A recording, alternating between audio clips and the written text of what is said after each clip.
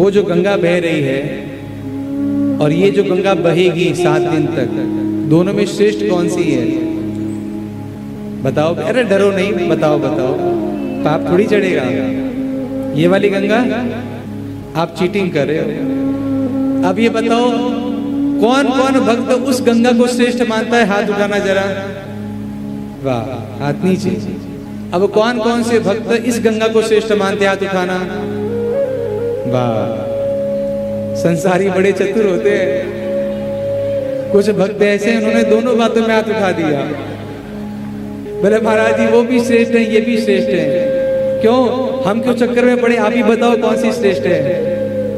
देखो, गंगा दोनों श्रेष्ठ हैं, लेकिन फिर भी इस गंगा में कुछ विशेषताएं हैं। जैसे कि वो जो गंगा वहां बह रही है वो भागीरथी गंगा है। क्यों? उसको भागीरथी लेकर के आए थे। और ये कौन सी गंगा है? ये भागवती गंगा है। क्यों? भगवान के श्री मुख से निकली है।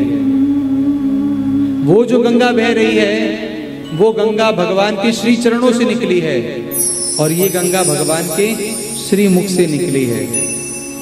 वो जो गंगा बह रही है वो तरल गंगा है, और ये जो गंगा अब बहेगी वो बिल्कुल सरल गंगा है।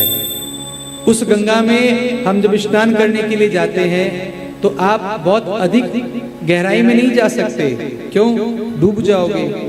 तो उस गंगा में स्नान करने के लिए हमें सावधानी बरतनी पड़ती है।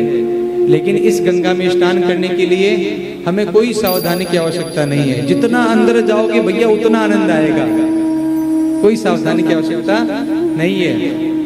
और सबसे विशेष बात, जिसके लिए ये गंगा विशेष है, इसकी विशेषता क्या है?